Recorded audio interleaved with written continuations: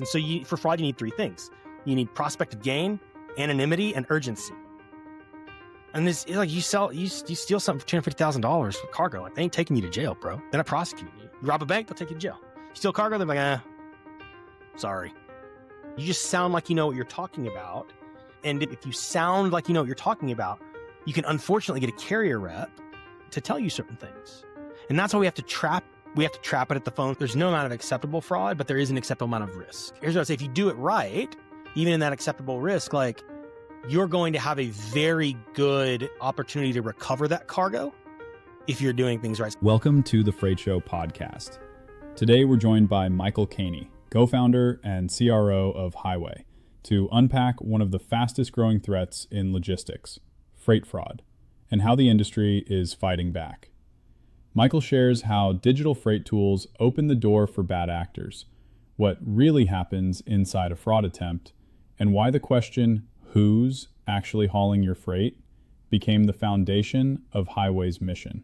He breaks down how the company built banking-grade identity verification for carriers, the rise of international fraud rings, and how culture, not just technology, is the ultimate defense. We also dive into the future of Highway's trusted freight exchange, where brokers and carriers can finally transact with confidence, speed, and transparency. All right, let's dive in. This episode is brought to you by Vuma, the back-office automation platform for freight brokerages and 3PLs. From AI-powered document handling to streamlined workflows, Vuma helps logistics teams scale smarter. Learn more at vuma.com. Welcome, everyone, to another episode of The Freight Show. We have Michael Caney on, who many of you in the industry likely already know. I always love chatting with you, Caney. Excited to have you on. Oh, thanks, man. It's good to be here. I know we always kind of I feel like we boil the ocean every time we get a 7-minute window. And so it'll be really good to go kind of long form and see what comes out of this. It'll be fun. I was just telling you just before this, like, I love these conversations because I get the opportunity to really learn and dive into areas that I don't know, as much about. And I am very curious, maybe just like start this with sort of fraud, which is, obviously a huge part of what you guys do at Highway. But maybe just kind of like tell the story of like, why has this become such a big issue in freight? It feels like it's escalated a lot. And I'm curious, like, why that is, like, because there's been sort of criminals for a long time. Why is this such a thing now? Yeah, I would say it's similar to, so I kind of, Jesse, am a fan of thinking about this through like a historical lens. Yeah. And like, I remember my grandfather telling me stories about like the savings and loan crisis of the 80s, right? And like the financial, like all the land swaps that were going on and the financial problems, like the collapse of like the savings and loan and like his ability to buy properties because, there was you can go back and read about it. I think about the financial crisis of 2008, right? And if you look at all of those, even with constraints in place, there were places where you operated in a high trust environment without the right constraints to justify that trust, and it was fine until it wasn't. And so I'll explain that a little bit, right? So, what happens is everybody kind of respects the system. There's like we're all in this together. And until somebody's like, I see a hole, I'm going to not respect the system. I'm actually going to exploit this as long as I can. And then until it comes crashing down. So you've seen this in finance over and over, right? So we in the early 80s, some things about how real estate was done and savings and loans changed. A lot of things happen. Like if you look at Plaid, right, or Stripe, like kind of what came out of the financial crisis and the way that we think about things. If you look at how, the biggest one is how DHawk changed the way we communicate, with the Visa network, right, and how banks, trade over that. So the answer is you've got to justify a high trust environment in order to be able to do that, and we didn't. And so what happened was, we tried to digitize a network that wasn't ready to be digitized. Hmm. Right? Like really smart people were like, wait a minute, I've seen fragmentation before. I know how to solve fragmentation. We create these Hmm. networks and blah, blah, blah. But there's no KYC. There was no like, know your carrier. And so what happens is when you don't have that and you start having just all this book it now.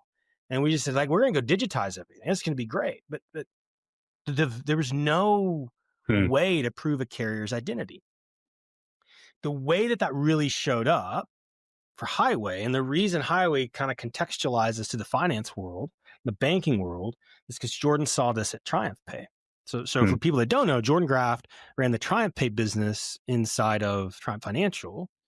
And he talks about like his brother called him. He's like, hey man, there's not much there. You can't break it. Go build it. And what happened is he starts paying our freight bills. I was a customer of his. He starts paying our freight bills. And we're calling him going, hey Jordan, you can't pay that. I don't know who hauled it. So Jordan's like, he comes from Wall Street, he comes from banking, he's working in a bank, and he's like, what do you mean you don't know who hauled it? I don't understand this. Like, this is not compute. Like, you have a POD, they ran the load, I got an invoice. Like, what do you mean? And so the whole question became, who's really hauling your freight? Because Hmm. that was the whole thing. Like, wait a minute. All of this really comes down to like, who's really hauling your freight? And Jesse, nobody could answer the question. No, nobody can answer the question with certainty. Hmm. And so that was the essence of it. Yeah. Yeah. So it sounds like it was this sort of transition where, like, I guess in the past where you've got humans that are booking the freight, like Yeah. doing all of those steps. It's like you start to introduce like digital channels, and then suddenly Yep. like it's very hard to know actually who's on the other side of it. And it could be someone that isn't who they represent themselves to be. Yeah, and if you think about, you'll hear Jordan say things like it's hard to move left in a transaction. You probably see this in your own business. You kind of had two ways the world worked. And in the transaction, if you think about the booking transaction, it was never connected. So you needed to vet and onboard a carrier. And the way that we did that was we had a packet on our desk and it had our name on it. We would send it over in a fax and we'd be like, oh, you gotta sign page 2 and send it back. I mean, it was really how it was. Yeah. And then you'd call, like, I mean, I used to do this. I'd call the insurance agency and be like, I need you to send me the certificate. And the carrier would be like, I'm ready to pick up the loan. I'm like, well, you need to tell your agency to send me the cert. And so that was a problem. And there was this company, Registry Monitoring and Insurance Services, that did this for multifamily living, for apartment complexes, right? They were good at doing like vendor clearance and going and getting certificates. And they did an excellent job of contextualizing that to trucking. So they took my packet, they put it on the internet, and they would go get the insurance certificate. This was great. It's great. And I didn't have to have paper packet anymore. But that's kind of like, that was their thing. Like they automated the vendor clearance and insurance piece. Yeah. But you still had all of this other white space that didn't account for, do they have the right truck? Are they really who they say they are? Right. And so then what happens, like you drop in a tracking solution. Mm. And so a ton of money gets made around this visibility narrative. Like it's a category that gets created, but you're still just putting a dot on after the fact, right? Like we've already made a decision about the carrier. We've already sent them information. And now we're going to ask them to download something and give us a dot. And as you know, you ran this business, there's a ton of white space in that too that can be manipulated and spoofed. And so you never went to the root. You never went to the KYC kind of like, does this entity even have any business getting a packet? Does this entity even have any business representing that they're hauling this load? And how do I even prove the integrity of the dot that I'm getting? You see what I'm saying? So, and then we said, well, we're going to just book all this shit digitally. So if you have really disparate workflows run by different people in a brokerage, it's not tied together. And if you just listen to this out loud, that's just like a recipe for fraud. Because you have a ton of fragmentation, tons of urgency, and all of it is somewhat anonymous. And so for fraud, you need 3 things. You need prospect of gain, anonymity, and urgency. And it's like you steal something for $250,000 for cargo. Like they ain't taking you to jail, bro. Like they're not prosecuting you. You rob a bank, they'll take you to jail. You steal cargo, they're like, sorry. That sucks. Yeah, I mean, you know what I mean? Like you do this all day with brokers. We have the same customers. And so you just have this perfect environment. And then to make it even worse, you make it really easy for foreign actors to operate equipment in the United States where the FBI can't touch them because they'll tell you that's a homeland issue. Mm. And so now you have call centers all over the world that are just going like they all said, "Hey, I found the honey hole," and they all just went after brokers, and it happened really, really fast. Yeah, it's crazy. It is wild, the like scale. What are the numbers around it? Like how Mm. to the extent that you guys know, like how many, I mean, I'm sure there's a lot more attempted fraud than fraud. Like how many loads are like were getting stolen at the peak? Like Yeah, I what are the mean, trends now? Is it starting to come down, or is it just no, they're putting more resources behind it? it's going up. I mean, the trends are fraud's going up. I mean, we're blocking most of it. Yeah, Now, I talked to a broker yesterday that since implementing Highway 2 years ago has had zero double yeah, brokered or stolen loads. And we can get into that more. It's really just interesting, like the level of sophistication that someone, and you're a product builder, so you know this, like you can build all the product in the world. You got to get people to use it, right? yeah, So, but what I'll tell you is, CargoNet's actually got the best data on it. I don't have the report in front of me, but it's grown. I can kind of tell you that, in just a quarter in Q2, we had 700 carrier users from 40 different countries that attempted to log in outside of North America and failed. wow, 700 yeah, users, 40 countries attempted to log in and say, "I'm this carrier," and failed. yeah, And wow, so 700 users that we put on a the highway jail. But we had 500,000 blocked inbound emails. yeah, that's wild. We saw 300 unauthorized FMCSA contact changes. This is where and sometimes you'll see them doing this at scale and automated. Um, we have a product that's not small, and a lot of people use it, but we blocked 50,000 phone calls. We just Yeah, stopped well, them because we knew it was a fraudulent carrier trying to get in. So what I would tell you is we are successful in blocking them, but those numbers continue to grow. yeah. So Well, I we're mean, yeah, successful as a exactly. product company, but the attempts are actually growing. Which is crazy. So, Caney, can you take me through, like, in some amount of detail, like, what are the ways in which fraud occurs? Like, Yeah, I'm almost like, what are the sort of the attack vectors? What are the sort of categories? And then I'd yeah. love to like hear about how you guys have gone about tackling those. So, But how does this happen? yeah. So think about it. Think about it.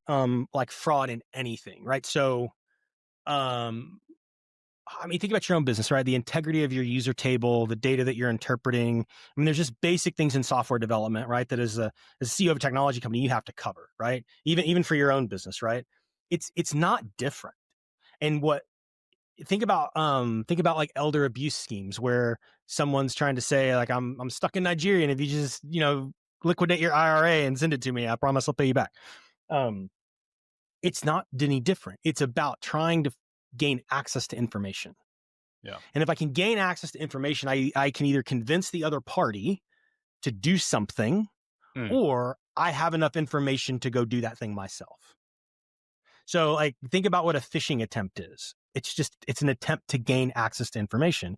If you think about social engineering, flooding a broker's phones, it's an attempt to gain access to information.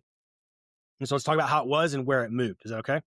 yeah. So how it was not that difficult to kind of brute force your way through a carrier vetting platform prior to Highway. It was not that hard because there's no Mm, identity checks. Now that there's an identity check, it's become more difficult. It also wasn't that difficult to impersonate a carrier. You had bad actors that held 50 MCs that they would just circulate. Well, now we see that. We see that's for now it's an easy pattern to detect. mm, So what happens now the vector moves and the pattern gets more subtle. mm, So it's moved more outside of, here's another one. I'll give you an example.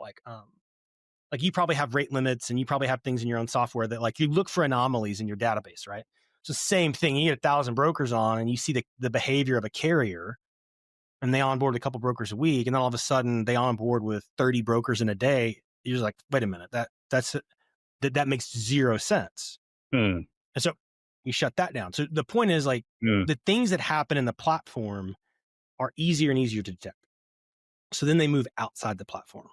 So they're trying to just get information either via the carrier's inbox Mm. or through some type of phone communication. Yeah. right? And they'll call back 2 or 3 times. So they'll go look at a load on a load board that they Yeah. know.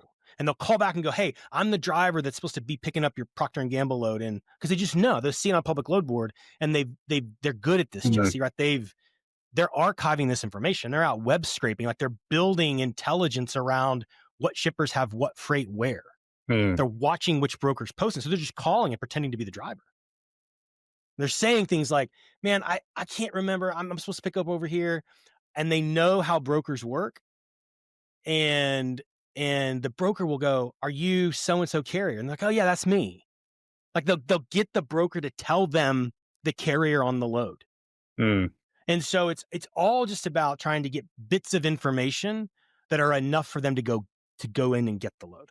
Get the load. And that usually is like, okay, I'm the carrier.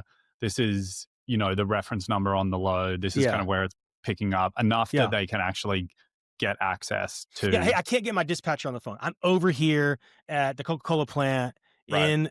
like they know where it is, right? I can't get my Mm. dispatcher on the phone. I need that pickup number. I'm on your load going from Waco to Memphis.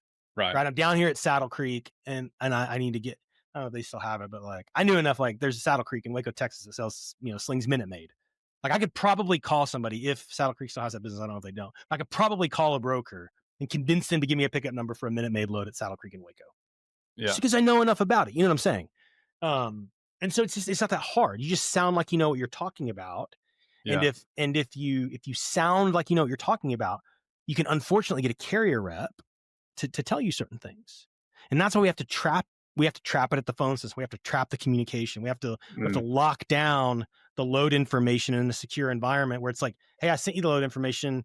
You just go sign in with Highway and look at it on the rate confirmation. I can't give it to you over the phone. You see what I'm saying? Like if you call your bank, like they won't give you information over the phone without putting you through some checks. So it's just contextualizing those same principles to the way that we communicate with carriers. So the first step, the sort of first like version of fraud was like, I'm actually going to try and be the carrier here, book the load. You're going to send me the rate con, and then I'm gravy. Yep. Now that's gotten a lot more challenging. So now the next phase is like, okay, you know that there is a load here that has already been dispatched, or you can kind of assume that there is, and so then you try to pretend to be the carrier to try to get tidbits of information before that load's actually kind of picked up and moved. The other vector that's really tough that people need to know about is the quote unquote sold MC. Mm. And so there's I talked about load lock. We talk about if a carrier changes, a way to see it is in the load activity. Right? Because of the something changes in the type of freight that they're booking, the way the equipment moves, and you can catch that pretty quick as long as you're watching the load and watching the carrier's behavior. They'll start doing things that don't make sense for their equipment profile. They'll overbook all of a sudden, right? Like, they're a 5-truck carrier, they run pretty normal, and all of a sudden they'll book 6 loads in a market where they have 1 truck. Like there's things that change, but they change, I would say subtly and rapidly. It's not as obvious as it used to be, Jesse. Does that make sense? Yeah, it does. I've heard that, I've heard this from folk that's a really hard one to protect against, right? Because you might have like a good MC, somebody has all the logins, it's like previously been operating as a real carrier. Like why is that even allowed? Like why are you allowed to like sell an MC without there being some public record that shows like, or is there a public record that shows that these things in a legitimate business? Yeah. Like, so we monitor Secretary of State. I mean, we have the access to the databases. Yeah. Because if somebody claims a sale, so here's the other challenge. If somebody claims a sale, we have to go validate and make sure it's actually real. Right. Guys will call and be like, I sold my MC. Like, okay. So the problem is not, we got to think of a different word than sold MC because it's not, right? It's somebody, agrees to meet you in a McDonald's or Cracker Barrel parking lot. Yeah. Give you an envelope of cash. And then they're going to tell you exactly what they need you to do. They're going to, hey, I'm going to need you to share it so that I can get everything transferred. When you start getting codes, share your codes with me, or we'll watch them change numbers over, and the provider will change, go from T-Mobile to Cricket, right? And so, I mean, they're getting really good, dude. Yeah. And so that's a subtle pattern you have to watch for. That one in the phished inbox. And the phished inbox, because this is the other one, is that I imagine, I mean, we sort of, we're like SOC 2 type 2 compliant, and a big part of that is also right? Like you go and you sort of have an onus to check the security posture of the partners that you Yeah. work with. But it's hard with, a lot of these small cats. Some of them are operating out of, Gmail inboxes. Maybe they don't even have Yeah. TFA kind of set, like, and then Yeah. somebody somehow gets access to that inbox. That's very hard, right? Yeah, dude, it's hard. Yeah, it's funny you talk about SOC 2 type 2. We are too, and like I have to sit through the trainings and watch the videos and all the Yeah. illustrations and but motor carriers don't go through that, right? Here's how kind of a pattern of deception. A bad actor will trick a real carrier into entering their credentials somewhere. They'll pop up a fake highway page, truck stop page, DAT page, something that's really common. And you've seen these; Mm. they look really good, man. I mean, Yeah. very, very good. And once they get inside the inbox, the attacker is kind of monitoring the communication silently. They're watching for rate confirmations. They're watching for sensitive documents, just any opportunity to intercept a transaction. Mm. Sometimes they'll communicate. So sometimes they're going back into the Gmail and deleting the sent, right? And so sometimes they'll communicate. Sometimes they're just watching. So you take a rate confirmation, for example. If a broker sends a rate con, the attacker will delete the email and then just use the information to impersonate the carrier. Mm. So there's times where someone will call and book a load as a carrier, right? The MC number, and just say, hey, yeah, just send me the rate confirmation. Mm. And if they're in the inbox, that's all they need is the rate con. That's why I always Yeah. secure the document, because now, like, if you have to log in to get the document, like with your bank, right? Even if the inbox is hacked, they're not going to get the rate con. They can't get to it. Yep. Right. And then we can call the carrier and go, hey, like, what's going on? We've called carriers a ton, and they're like, man, I didn't book that load. I don't know what you're talking about. I'm like, well, I think somebody's in your inbox, man. I mean, every day. I mean, we have a whole team that does this every day. They just call carriers and follow up and like, hey, man, somebody's hitting this link and can't get it. Is this you? And they're like, what are you talking about? Mm. I'm like, you need to go check your inbox. I think somebody got in your inbox. Interesting. So you can Because even now we have we have the digital breadcrumb on somebody trying to access it and they can't. And so then we can notify the carrier, like, what's going on. And so we save carriers a ton. Yeah. Just by I mean, it really watching is them just trying to get beat up. Yeah, I mean, it's cool. You sort of bringing like bank level security practices, on behalf of Yeah. the folks that, don't. I mean, it's I mean, I'll give you the like the scope. Like, we saw it from what we can track and see. It was 90,000 in January, and it went to 187,000 in June. fraud attempts. What's a metric? Inboxes, right? So, Inboxes. yeah. So, it's about a 40% increase to emails that are blocked by highway. It's like we see an email come in, and so there's some type of inbox related fraud. I'm not saying it's all phishing, but some type of like inbox related fraud attempt has gone up 40% in 7. I'll have a new report I'll send to you. You can send it to your customers, but that was through June. It was up 40% January to June. The other one that I've heard for folks is them, convincing a carrier rep that like, hey, for this load, like communicate with me on this email address, and some people will just kind of do it as well. Like, to what extent are you guys playing a role now in helping? Because a lot of this, like, social engineering is usually the weak link in a lot of this stuff. When I was running businesses for a private equity fund, and people will go after PE funds all the time, and they hired a security firm to do like a challenge attack to kind of see how they responded. And so many people, like, they bought the gift cards for the interns while the, like, president was, at the grocery store because he needed help. And then somebody else walked straight into the business and said, hey, where's the like server room? And they just like pointed them to it, and they, and it's, like people are just like super open to this. And so, like, to what extent, do you think brokerages are kind of aware of what they need to be putting their teams through? And do you guys play a role in that at all? Yeah, we do. We do our best to train them. I will tell you, with our growth, sometimes like it's hard to train everyone the way I want to. So like we're rapidly staffing customer success because we'll see things, and the broker that I talked to yesterday. I mean, this is like $1 billion company, zero fraud or double brokering. But man, like the VP of this business, he is hyper like I mean, he's done so much automation, locking down contact fields, like forcing the TMS to do certain things, forcing his AI agent to do, certain things to our endpoint. And so sometimes we can do all that we can on the platform, but we're really dependent on kind of two and a half things. I'll explain the half. One is just the ability for us to train and the broker to train and adapt. Like, hey, this is where no different than what our companies have to go through for SOC 2. Like, here's what you need to be aware of, right? All the little videos we watch. Like, hey, here's where you need to not. It's a red flag if someone gets you on the phone and tells you have to communicate this way. For example, there's large brokers that they're still booking freight over WhatsApp. Like they're trying to get the carrier to move to a different channel. And then the second piece is sometimes it's kind of partner dependent. So none of the TMSs contemplated any of this in their data model. None of them contemplated any of these things in their UI. So we're asking the TMS to do things that sometimes they're not able to do. And so now we're actually starting to see brokers switch TMSs because the TMS can't keep up on their roadmap to the things that stop the freight from getting stolen.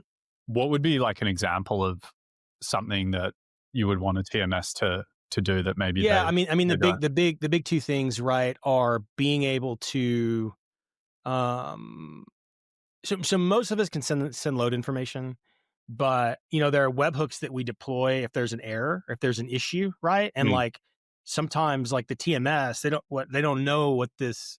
There's nothing. There's no column in the table for an out of range alert, right? Or they just pass fail a carrier. There's no slow stops. And so now the broker's having to work in two environments. Oftentimes that's where partners like you become more valuable because you can augment that, right? There's something that you can do. And so we're kind of leaning more toward, a broker sponsoring a partner that can somehow augment what that TMS is able to do, so that the broker's not having to swivel seat. Very interesting. One question I have, you guys work with a ton of customers, and your platform takes a business so far. There's still responsibility and accountability on the broker for this sort of stuff. And it sounds like you have examples of, brokers operating at scale that have really dialed this in to very limited fraud. And then I hear of circumstances where it's pretty rife for folks. And I'm curious, what's separating those? What are the things that, outside of implementing your software well, or maybe it is implement, what should a broker be doing that, what are the best practices? Yeah, I'm going to give you something. It's going to sound a little bit potentially trite, but it's conviction and culture. So you have to have a lot of conviction around your willingness to stop fraud. And that means sometimes having a lot of conviction around improving your business practices. And,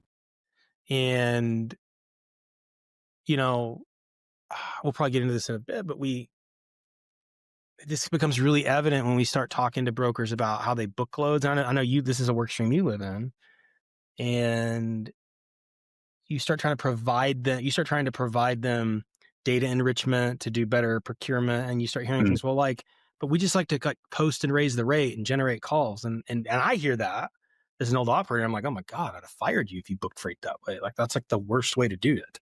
Who taught you to do that?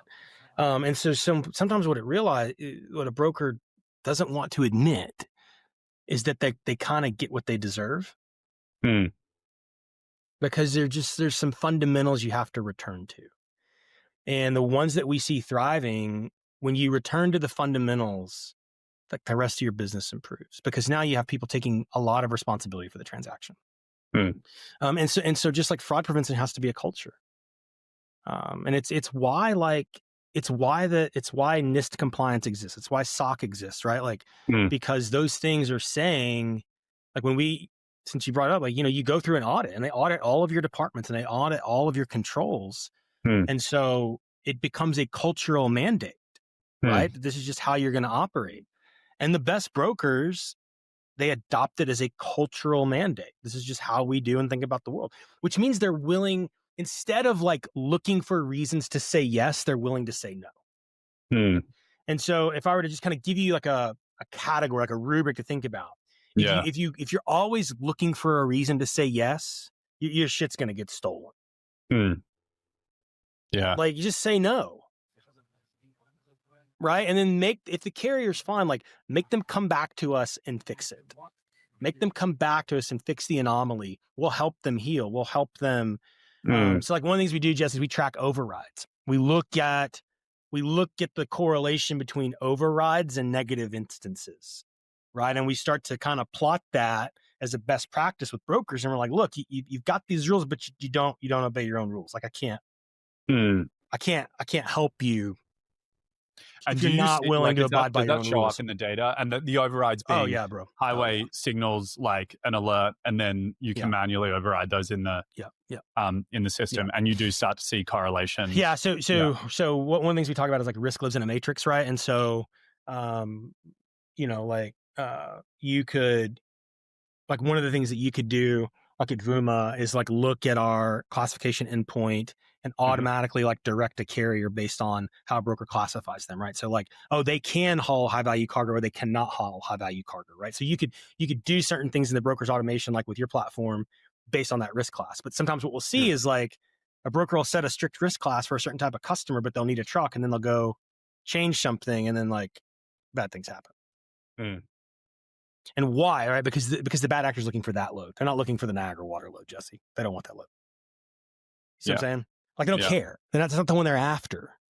And so they're after a certain type of cargo, and they're looking for a day of the week. They're looking for urgency. They're looking for a way to get a broker to compromise. Yeah. And so you got to have a lot of conviction. You got to have a lot of conviction as a freight broker as to what you're willing to do. And so for you, it's like, it is a lot around a sort of like a culture of this, being willing to say no, train your team. Because it is, carrier reps, they want to like book loads and get paid, right? And so, there's a sort of like their sort of personal equation sometimes maybe can be a little different. And I guess it like has to kind of come from the top. Yep. I'm going to be doing a webinar in a couple of weeks on incentives and how they're changing with a friend of mine that does compensation consulting. And her and I've done engagements together. And because I'm curious from her, I haven't been in it for 3 years. Is she seeing incentive plans change? Does she have a recommendation for how incentives should be? Because incentive alignment, you're right, Jesse, it's a big deal, right? Yeah. And if all you're looking for is throughput, if that's the only metric, if there's no, or like, hey, if what you're looking for is throughput, then take as many decisions away from the user as possible, right? Like, take Highway and Vuma and put them together and like just optimize that user and take away certain decisions, right? Because you want them to only focus on whatever you want them to focus on. And so I think that's shifting, right? I think like the autonomy that a user is allowed is becoming, there's a tighter box for that, if that makes sense. Kenny, one question that I have, and I don't know if this is like controversial at all, but the question is like, what's the right level of fraud? Like, if you're a broker, because, sometimes what I do hear from folks is, I do a lot of like mountaineering sort of stuff. And there's this like saying that like, the safest thing to do is like stay home kind of thing. Yeah. You know what I mean? And so there's this question of like, do you feel like there's like some optimal frontier here where there's sort of risk reward trade-offs, or do you sort of think that like that doesn't actually exist and it's more just around operating discipline? Or how do you sort of think about that question? Yeah. So I think I understand the question. And I think I don't have a really great like mathematical answer for you. But I think I can get close. I would like to say there's no amount of acceptable fraud, but there is an acceptable amount of risk. Right. And here's what I say, if you do it right, even in that acceptable risk, like, you're going to have a very good opportunity to recover that cargo if you're doing things right. So like we helped recover 3 loads last week. Oh, wow. Right. And so the broker took some risk that they thought was acceptable, but because there was enough information there, we were able to pretty quickly find the association, figure out why. And we told the broker, hey, here's a decision you could have made differently, but they took the risk. It was acceptable enough for them. And we were able to help them recover pretty quickly. So between us, CargoNet, and some others, like your chance of recovery is going to be a lot better. So you do have to throttle it. Now, the second thing So I would what tell you yeah, is, tell me, like, in a scenario like that where there was sort of some signal, but, like, what is actually happening there? Like, how are you recovering a load like that? Or what does that look like? yeah. So I gotta be careful because like sometimes, Without getting into sometimes if you yeah, talk too much, like they're like, oh, that's how. But what I would tell you is, yeah, people leave footprints, Jesse. okay, People, bad people do bad things repeatedly, and yeah, they leave footprints. And if you know what you're looking for, you can go find them. But the other thing I would tell you is I think what's more appropriate is to think about, like, we've had pretty good credit processes for years. Like, you have a credit score, you have a FICO score, like, mm, and like all that stuff is now in real time. Like, I get updates, like your score changed. Here's what happened. Here's how your ratios changed. And so, like, that's what, like, the purpose of like an exchange does is it says, hey, here's a broker, and Triumph's going to look at their financial stability and say, hey, like, this is kind of what this broker's probably good for, right? And they're going to look at a mm, carrier and say, hey, the rules of the exchange allow this carrier to perform this way on this type of freight for this type of broker, mm, rather than like open or closed door. And so I think what's more appropriate is to give carriers a way to improve their risk profile, their mm, worthiness, right? And that correlates to, we don't track it, but there are others that track it that say, like, there's a direct correlation to safety and service based on just how carriers kind of manage themselves. mm, And so I think that that's the world we're moving to. Is it's not about how mm, much fraud is acceptable, but how do you provide a path mm, to think about it like a credit rating, like a mm. worthiness rating. Does that kind of make sense? Yeah, that's interesting. Yeah, maybe a good time to, like, transition. I'm curious, like, you guys have done a lot here to sort of, like, build this foundation for kind of know your carrier, and are starting to kind of use that foundation to expand out into other areas where you've got sort of novel takes on, things like kind of like load matching Yep. and freight marketplaces or networks, and even visibility. And so, yeah, maybe you can kind of take us through that. I'm curious, like, tell us about the, like, genesis of the, like, trusted freight exchange, what the challenge is there that you guys were looking to solve, and how you guys kind of think about that differently than others. That's a great question. So I think we've seen kind of two different ends of the world, right? The broker specific ecosystem, right, where they're all Mhm, going to go build their own portal or build some kind of white label thing. And then we've seen some form of a marketplace, whether that's an open load board that, I like to poke them a little bit, call them Craigslist, but or some type of marketplace that's going to insert themselves, right? Which is what we tried to see. We saw digital brokers attempt to do, mm, and then like kind of cross sell to their competitors. And it's like, yeah, but you got an MC number. And so the fundamental, like, think about like the Shop app, right? Or like an Amazon, right? That's a marketplace, right? And so you're mm, somehow abdicating a certain amount of control over your transaction to, shop.app or to Amazon, right? And they're inserting themselves into the transaction, right? And so mm, now, like, Shop can do whatever they want with you, right? Because now if I log into my Shop app on the phone, I may not mm, go back to like Onward Reserve or whatever I just bought something from, but like Shop may be like, well, here's all the other things you might like, right? mm, Because like the marketplace's goal is to extract as much rent as possible by optimizing the transactions that move through the marketplace. They don't ultimately care about that individual producer. Like, they care about the marketplace. That's just mm, how. And it's not a bad thing. Everybody's like, "Why are you hating on?" I'm like, "Nah, it's the business model. Just know the business model." Okay, mm, what does an exchange do? Right? Exchange is like Visa. Like, you interact with it every day, Jesse. You don't know it though. Right? So the idea, but what happens? Like, if I'm going to show up and be a merchant, right? You have producers and consumers. So mm, for a producer of something to show up and participate in exchange, there's rules. In order to put your production here, you agree to these standards, mm, right? And like, if you don't pay people, if you're not credit worthy, if you pay, you get kicked off the exchange. mm, Like, it's not credit card and heartbeat. It's like, no, you have to play by the rules. Same thing for a carrier. So a carrier is a consumer. mm, A carrier consumes freight. All right. If you want to show up and consume freight here, you're gonna operate with a level of transparency that's not required in marketplaces, because it's a mm, different model. Because for an exchange to work, it's got to be a high trust environment. So we got to know we got to have your insurance policy. We got mm, to know if stuff's excluded. We got to have your ELD. Like, you got to do things. mm, But if the producer does this and the consumer does that, they get to move really, really quickly, mm, right? Because I don't have all of these. I don't have all these questions, because mm, both have agreed to play by a certain set of rules. mm. Does that make sense? It does. And so what it does is it creates a conforming transaction. It creates a transaction that's now conforming, that can be underwritten by an insurer, that you can underwrite things and do things at the transaction level because the participants are doing what they're supposed to do, not because the marketplace is doing something. So the exchange just provides the rules and the rails, Mm, right? Where the point is the freight broker, right? So how does that work at like a booking level? mm, You put them into the broker's environment. So like that's the whole sign in with highway thing, mm, right? Like so if it's been a while since I've gotten the updated demo on your stuff, but like if you have some type of booking experience that you're deploying for a broker, great. That carrier's going to sign in with Highway, and we're going to provide that SSO token to you, and you mm, you go do your thing, mm. and then you take them into your customer, and that's that customer's. So the broker's the point. Does that make sense? I'm not Yeah. trying to get the carrier to do other things with it. I'm saying, hey, if they're looking at your load, I'm going to give them to you. Now, I'm not trying to pull them back out of your ecosystem. Mm, So the exchange is where the carrier, now the carrier may come back and try to find another broker. That's part of the deal. But I'm not trying to like go take the carrier away from CH Robinson and stick them over here because it's better for me. I'm mm, trying to create a secure journey for them to do business together. mm. Does that make sense? The It does. nuances are subtle, but they're very, very important. And what I haven't got like the sort of demo, like from a product experience perspective. Yeah.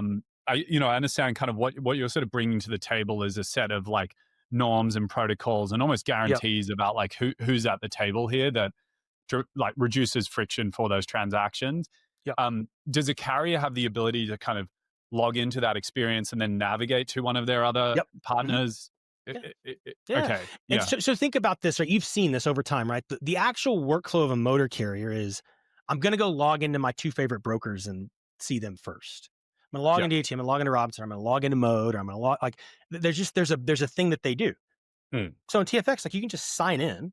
And by the way, we're going to protect all of that. So the carrier is getting security and they can just look at their favorite brokers and see what freight's there and mhm, navigate right into, you know, eh, whether it's some of them have these white label solutions, right? So and yeah, we deep link them or we drop them off with that SSO flow. But that's absolutely it's designed to give a carrier what they already do, but do so in a way that's it's actually more efficient for them. yeah, And then like they can post their equipment and choose who sees their equipment. Like rather than getting 1,000 phone calls, right? Like I want to go tell these 5 brokers like, hey, this is what I have available. Okay, but here's the mm, difference. Here's the difference. They have to pick a valid truck. You can't just like say I have a truck in Dallas. We're gonna go, okay, which one? You're verifying the location. You see how it gets real like mm. there's no bullshit in this experience. Like I Is have to have a truck, it has to be connected, it has to be insured, and I'll tell you where it is, and then that truck can be booked, it can be underwritten. Like this whole different flow that goes with that. is a carrier able to like hook up and give permission for their ELD to provide visibility into where their trucks are for trusted Yeah. partners? Yeah. So that's part of what like that's Highway's kind of magic is the carrier has to connect their ELD and prove who they are. It's a proof of stake claim. Mm, So the carrier's already doing that in yeah. Highway. Like it's part of the price. It's just part of what you pay. And that's why that's why they don't pay. That's why we don't charge them for this. Mm, Like if you're gonna do this, like you're a small carrier, like you're not paying for this. This is free. mm, Like everybody's trying to get in the carrier's pocket. Like, this is free. So from that perspective, like, and that's where our visibility product comes in. It just becomes a natural progression mm. of so the carrier's not getting a bunch of phone calls, they're not getting messed with, they're not getting told to download things, they're not, you know, just all the stuff that goes with other workflows. It's just it's a smoother experience. Yeah, that's very interesting. Does it allow on the brokerage side, like if you've got sort of is there some sort of notion in the platform that you are trading partners, like that a carrier has given a permission to some amount of brokers to be able to see and understand where their trucks are? No, No. they give it to us, right? So what you're thinking of is Okay. like what a large like top 5 broker would do, where they're building a really direct connection with like Simstar or Emotive, right? Yeah. And so then there's other types of models, that you're aware of where you're an aggregator, right? Yeah. And it is kind of like unit specific based permission. And we don't think about either one of those things. So what a carrier is saying is like, I'm going to tell Highway Yeah. Right. And so now we have PII things that we're bound to, that we can't just Yeah. like go tell like we've Everyone. agreed, like, Yeah. no, but what we do is we say, hey, we know enough, broker, to tell you that this is fine. I see. This is real. We're not going Yeah. to give that to you. You can't download it. You don't know the unit number. You don't know the driver. Like we're not going to tell you that. Like there's carriers that like to go out on Reddit and say Jordan's part of the deep state. Like we don't know half the stuff they think we know. Think about it like a proof of stake claim. I know that this is a real truck. I've validated against the insurance. I know where it's been. It's real. We're not giving anything else away. It's a proof of stake claim. Now, once a carrier chooses to have a load, right, that there's a mechanism by which we can then say, hey, based on this load and this carrier that you've assigned, we can tell you more. But that's it, Yeah. right? And so like we take the privacy, like what a carrier allows us to do, we take it really serious. That's why we don't sell that data. We don't use that data for anything else. Never will. Right? It's not what we do.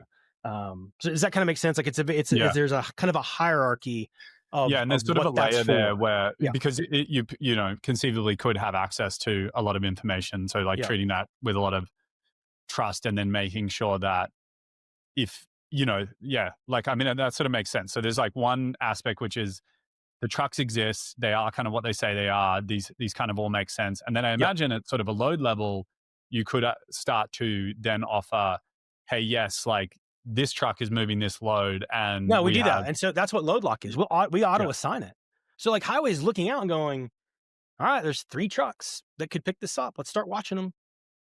And so like the broker doesn't even have to assign the truck. We auto assign it. The carrier has an exception that they can manage if they want to.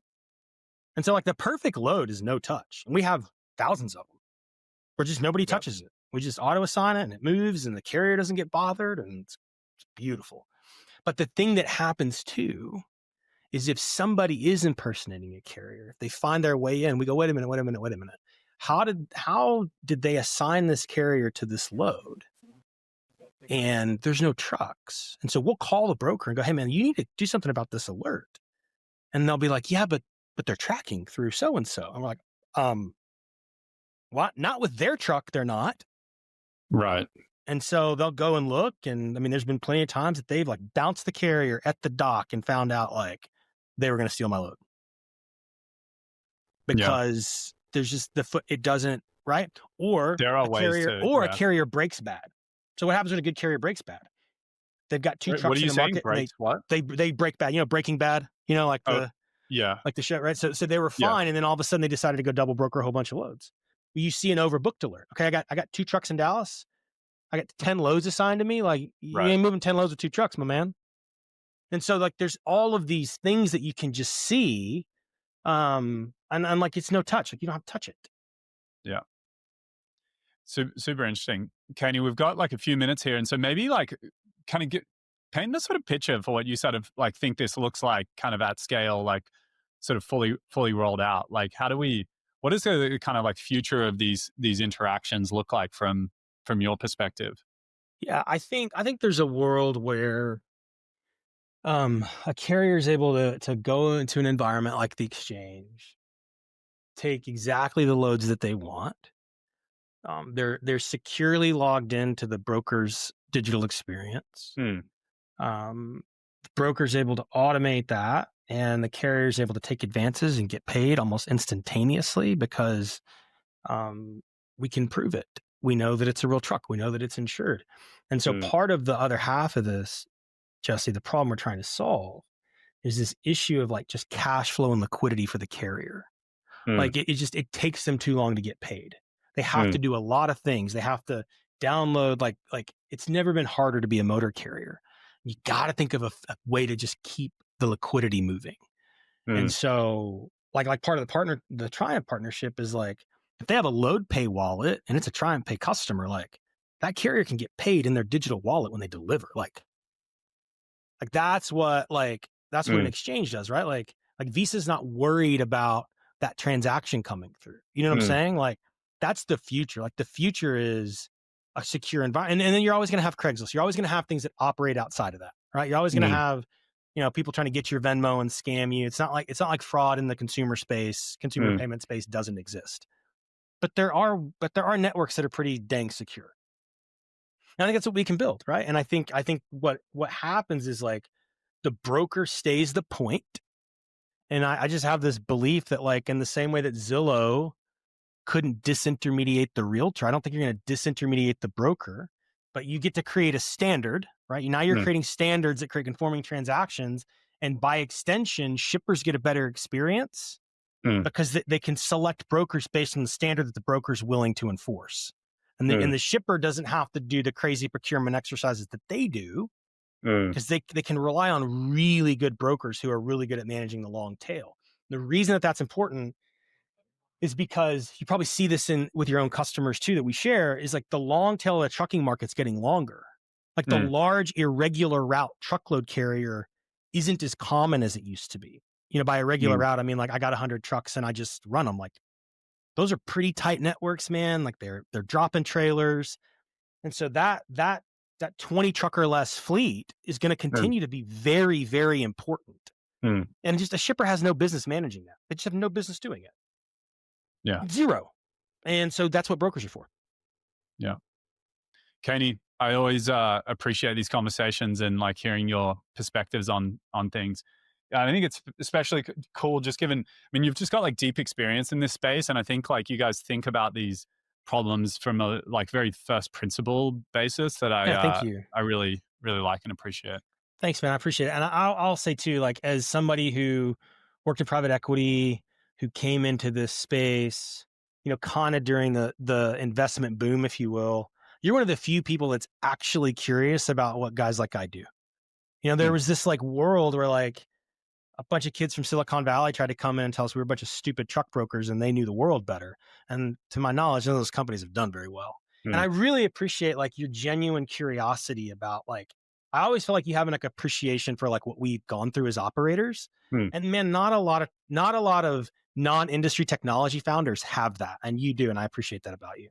Oh, thank you. No, yeah, I do. I do think it's a mistake that people make generally is sort of thinking that people are irrational or somehow, and that's been my experience. Like in Yeah. coming into logistics, it's been been a while now, but like ever from the beginning, it was just an understanding like it's actually hard to move freight at Yeah. scale, and that Yeah. the people are Yeah. rational. Like technology will find its way to industry. Like capitalism kind of works. And so if it's like if there are things that are like still Yeah. challenging, it's like it's probably like there's probably good reason for it. And so that's kind Yeah. of like, a lot of my lens here is like trying to really understand stuff so that I can, it's sort of like acknowledging where the industry is and then what is the sort of like the better version of it. And usually the answer Yeah. isn't kind of like poke everything in the holes and assume people are like Y- doing Yeah, stupid things, and what I appreciate about Vuma is that like you don't just try to go to market with like a single thesis and say it's the answer to everything. Like